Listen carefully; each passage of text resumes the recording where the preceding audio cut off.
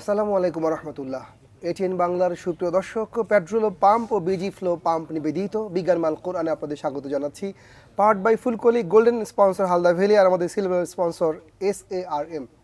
সুপ্রিয় দর্শক, রামাদান চলছে, আমরা নিবেদিত আছি আত্মশুদ্ধির সাধনায়।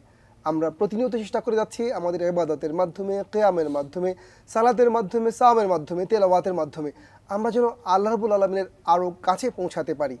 এক্ষেত্রে আমরা যে একটি বড় বাধার সম্মুখীন হতে পারি, বা যে বিষয়টা আমাকে ইবাদতে বা অন্যান্য কাজেও পিছিয়ে দিতে পারে, তার মধ্যে একটি অন্যতম কাজ হলো ডিপ্রেশন বা হতাশা।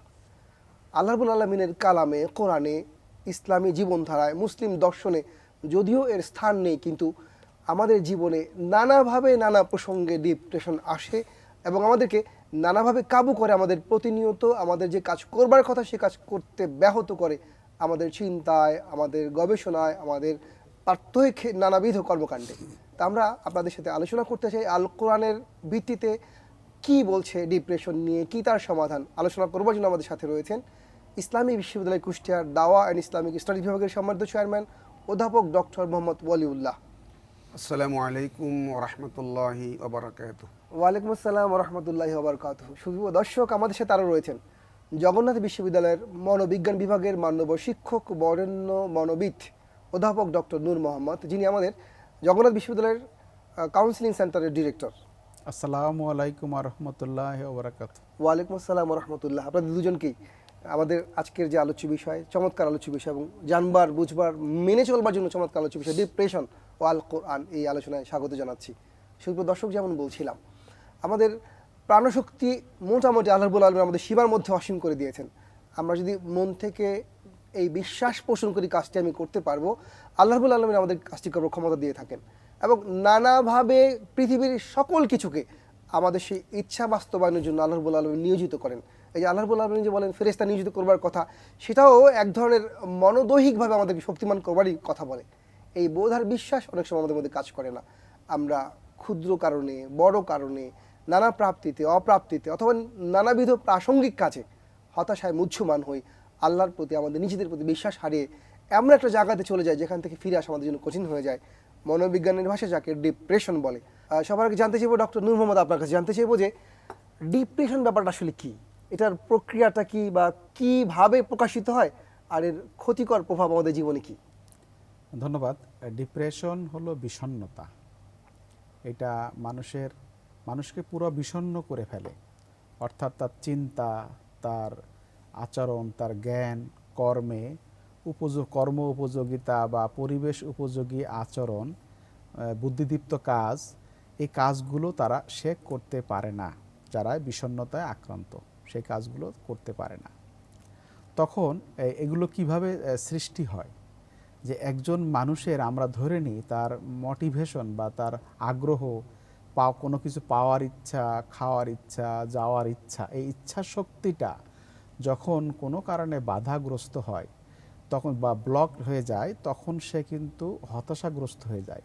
অর্থাৎ মানুষের যে আগ্রহ, চাহিদা, কামনা, বাসনা যা কিছুই আছে, সেগুলো যখন সে চায় এবং পায় না, তখন মানুষ হতাশ হয়।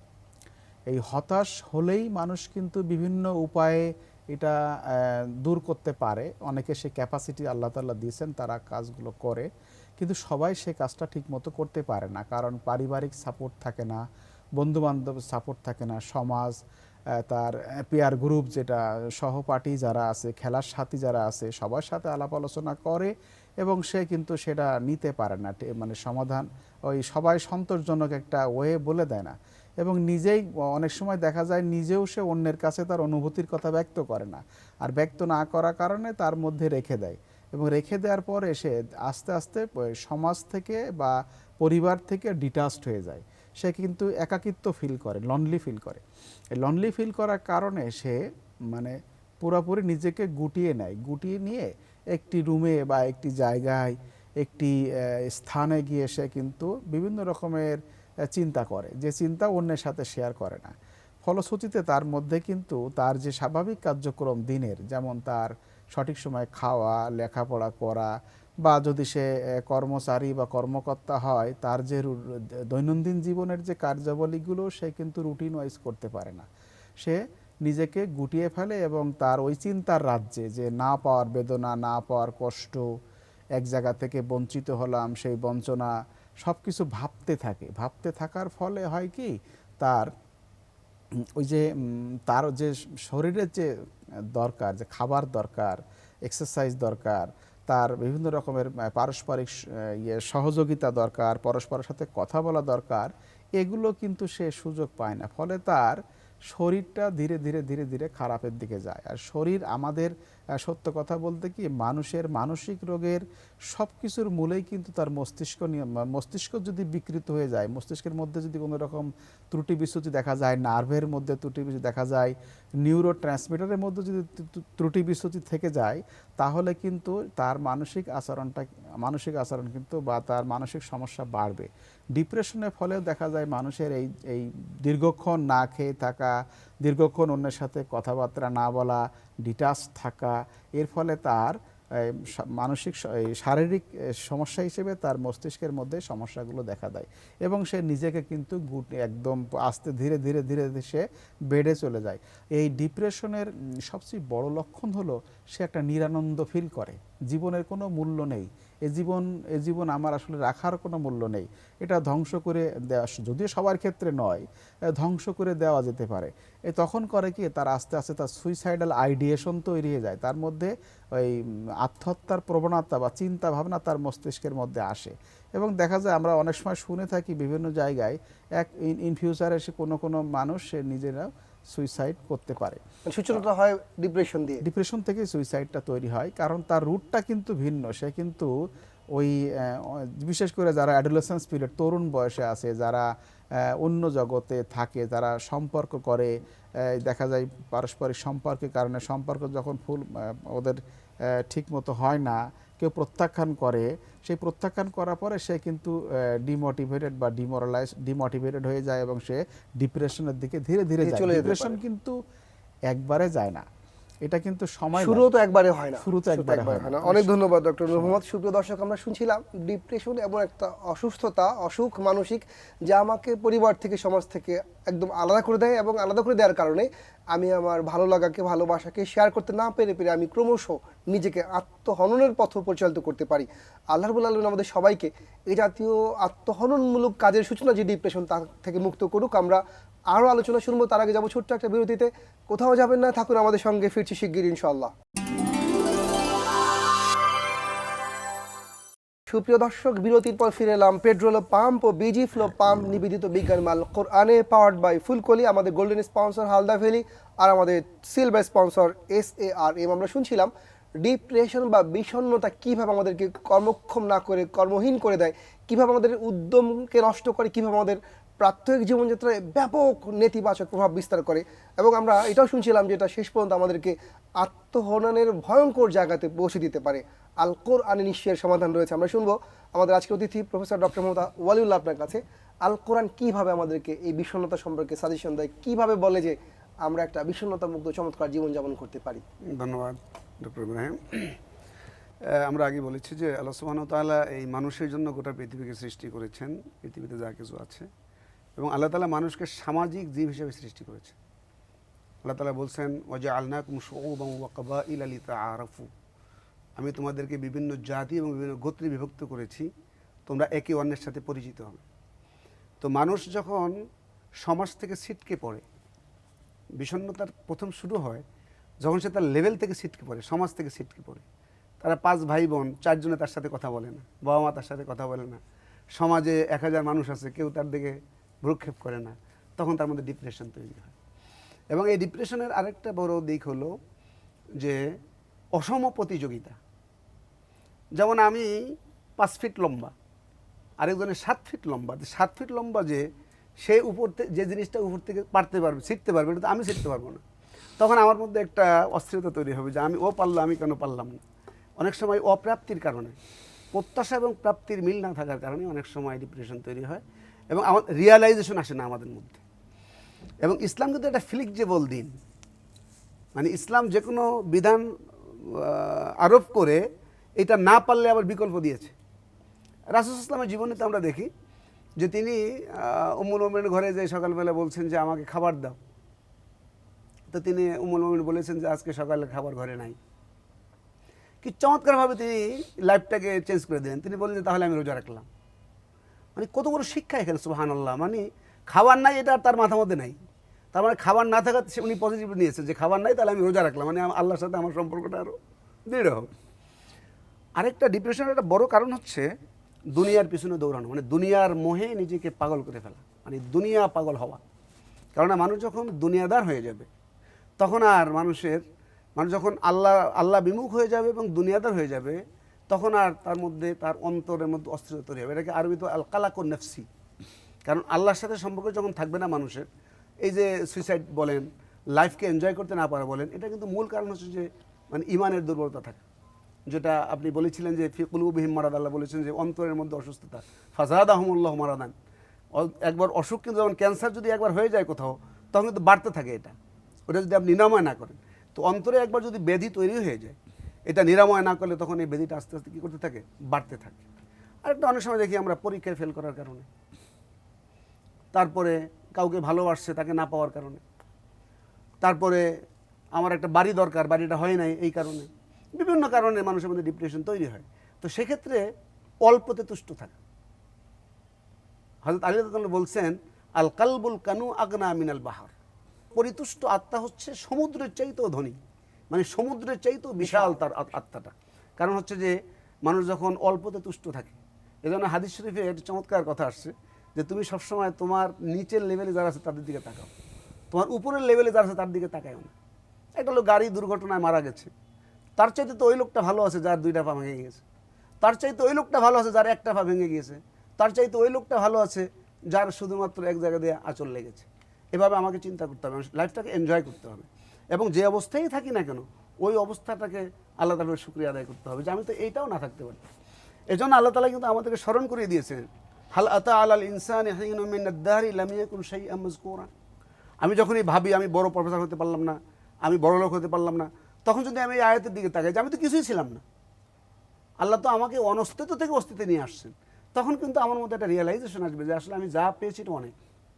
এজন্য রাসূল সাল্লাল্লাহু আলাইহি ওয়াসাল্লাম যখন ওহী বন্ধ হয়ে যাওয়ার পরে যখন তিনি খুব বিষণ্ণতার মধ্যে ছিলেন, তখন সূরা দোহা নাজিল হলো এবং সূরা দোহার শেষের দিকে আল্লাহ তাআলা বলে দিলেন ওয়ালাল আখিরাতু খায়রুল লাকা মিনাল উলা, আপনার পরকালটা কিন্তু দুনিয়ার চেয়ে অনেক শ্রেষ্ঠ।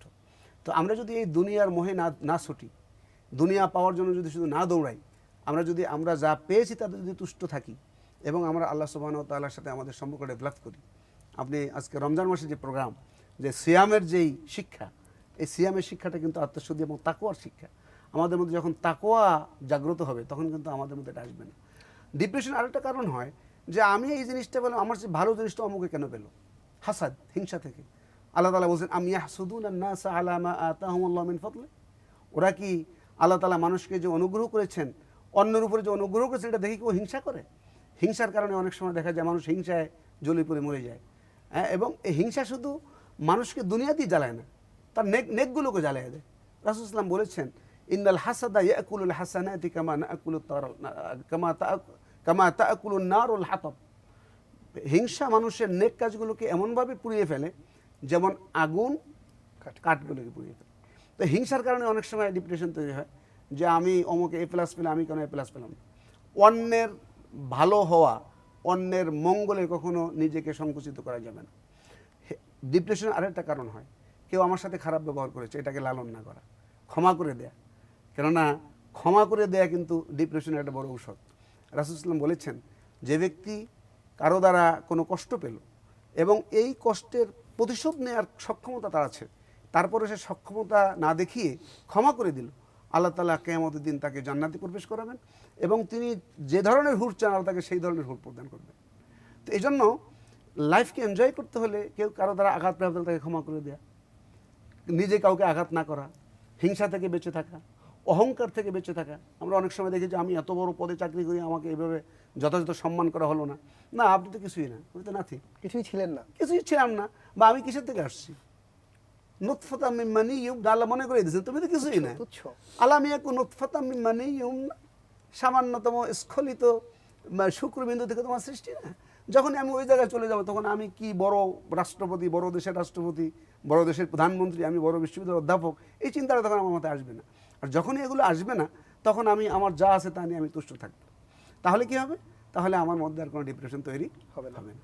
অনেক ধন্যবাদ প্রফেসর। সুপ্রিয় দর্শক, আমরা চমৎকার আলোচনা শুনছিলাম আল কোরআন থেকে, রাসূলের জীবন থেকে, যে আমাদের মনের মধ্যে যেই খারাপ গুণগুলো তৈরি হয়, মনের অসুখ যেগুলোকে আমরা বলছি, অহংকার, পরশ্রী কাতরতা, ঈর্ষাপরণতা, অন্যের ক্ষতি, হিংসা, এগুলো মূলত পদে পদে আমাদেরকে একটা অন্যায় প্রতিযোগিতায় নামিয়ে দেয়। এবং অন্যায় প্রতিযোগিতা যখন আমরা নিজকে অন্যের সমান করতে পারি না, তখনই আমার মধ্যে বিষণ্ণতা তৈরি হয়, তখন আমি ডিপ্রেসড হই। আল্লাহ রাব্বুল আলামিনের প্রতি ভালোবাসা, বিশ্বাস আর ঈমান ঠিকঠাক মতো থাকলে কোনো মুমিন অন্তত ডিপ্রেশনে আক্রান্ত হতে পারে না। এ নিয়ে আমরা শুনবো মনোবিজ্ঞান কি প্রতিকার দেয়। তার আগে ছোট্ট আরেকটা বিরতিতে যাব। আমাদের সঙ্গেই থাকুন, ফিরছি শিগগির ইনশাআল্লাহ। সুপ্রিয় দর্শক, বিরতির পর ফিরে এলাম।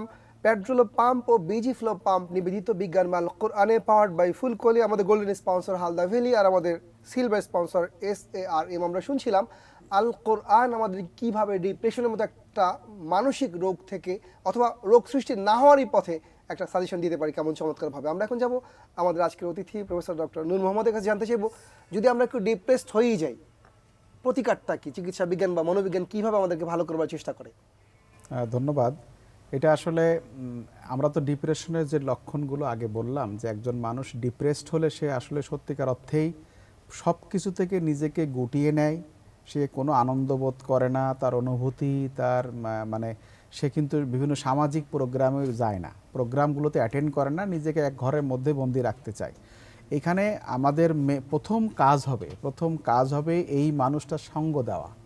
এই মানুষটার সঙ্গ কে দিবে? এই মানুষটার সঙ্গ দিবে তার যে কাছের যে বন্ধু, বা যদি সে ফিমেল হয় তার পরিবারের সদস্য, তার কাছের যারা, যে শিক্ষককে সে বেশি মাত্রায় পছন্দ করে, বা যদি সে চাকরিজীবী হয় তার যে সহকর্মীর সাথে সে বেশি যাকে ক্লোজ, যে যাকে ভালো মানে তার পরামর্শ নেয়, সেই সমস্ত মানুষদের কাছে শেয়ার করা এবং তাদের সাথে আলাপ আলোচনা করা, একটু বাইরে বেড়াতে যাওয়া, ঘুরতে যাওয়া।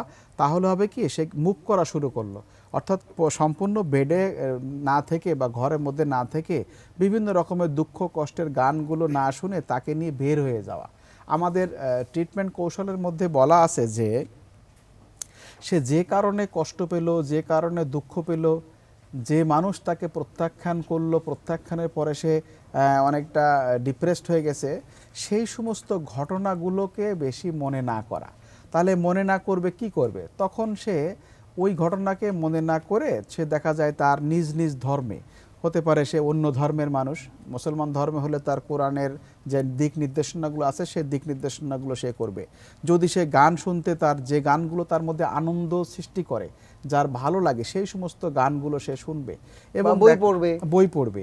এবং যদি সে কোনো জায়গায় ভ্রমণ করতে চায়, সবার সাথে নিয়ে ভ্রমণ করবে। অর্থাৎ ওই মানুষটাকে একটা আনন্দের মধ্যে রাখতে হবে। এই আনন্দের মধ্যে রাখার ক্ষেত্রে আমরা সাইকোলজিস্টরা অনেক সময় বিভিন্ন রকমের সোশ্যাল মুভমেন্টের সময় তাকে নিয়ে যাওয়া হয়। তুমি এখন বলো পরিষ্কার পরিচ্ছন্নতার কাজে নেমে যায় আমরা, বা এইখানে একটা ময়লা আছে, ময়লা পরিষ্কার করার জন্য তোমার কন্ট্রিবিউশনগুলো থাকা উচিত। যে মানুষটা আর কি বিষণ্ণতা, সামাজিক কাজে লাগা, যাতে সে আনন্দ বোধ করে। এবং তাকে পরিবারের সবাই যদি সাপোর্ট দিই আমরা, এবং সাপোর্ট দিয়ে তাকে বলা হয় যে তোমার একটা ঘটনা ঘটছে যে কারণে তুমি আজকের একটা মনোকষ্টে আছিস, কিন্তু সেটা সবার সামনে কিন্তু বলা যাবে না, এটা তাকে পার্সোনালি বলতে হবে। বলে ওই মানুষটাকে একটু উজ্জীবিত করা, তাকে একটু যাতে সামনের দিকে এগিয়ে নেওয়া।